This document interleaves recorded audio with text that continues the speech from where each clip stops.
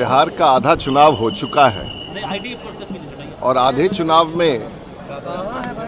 चुनाव में ही बिहार के मुख्यमंत्री तय हो गए हैं और आधे चुनाव के जो परिणाम 6 तारीख के चुनाव के बाद दिख रहे हैं उसमें फिर से नीतीश कुमार बिहार के मुख्यमंत्री बन रहे हैं। खेसारी लाल यादव ऐसा करेंगे, लोग नौकरी और रोजगार की बात करेंगे, हम चुनाव लड़ना छोड़ देंगे, सर्टिफिकेट नहीं लेंगे। भाई उस सर्टिफिकेट तो बात की बात है।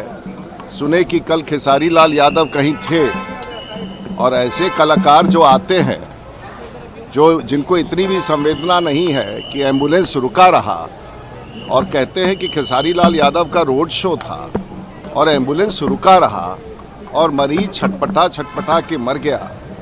जैसे नेताओं को जो नेता बनने चाहते हैं ऐसे कलाकार, अगर इनको इतनी भी संवेदना नहीं है कि रोड शो में रोड जाम हो रहा है और मरीज एम्बुलेंस में छटपटा के मर रहा है, तो मुझे लगता है कि ऐसे लोगों के बारे में राजनीति में कोई स्थान नहीं है और कार्रवाई भी होनी चाहिए। अगर ऐसी घटना हुई है तो चुनाव आयोग को कार्रवाई करनी चाहिए कि आखिर रोड शो की व्यवस्था में अगर एम्बुलेंस में किसी की मौत हो जाए तो निश्चित ये चिंता का विषय है और इलेक्शन कमीशन को कार्रवाई करना है। कह रहे हैं कि फेवरेट सीएम है तेजस्वी स्टालिन।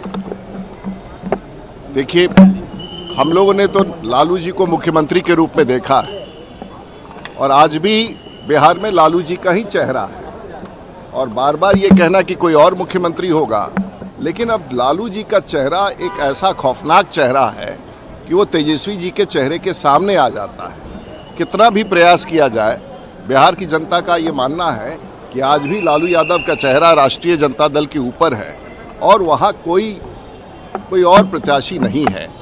तो टेन्योर समाप्त हो गया, लालू जी का टेन्योर समाप्त हो गया, राबड़ी जी का टेन्योर समाप्त हो गया और जैसे नड्डा साहब ने कहा कि ये सब जेल और बेल के बीच में है, तो जो मुख्यमंत्री जेल और बेल के बीच में रहते हो पूरा परिवार और खानदान, वहाँ ऐसी कोई संभावना नहीं बनती है। ये काल्पनिक है।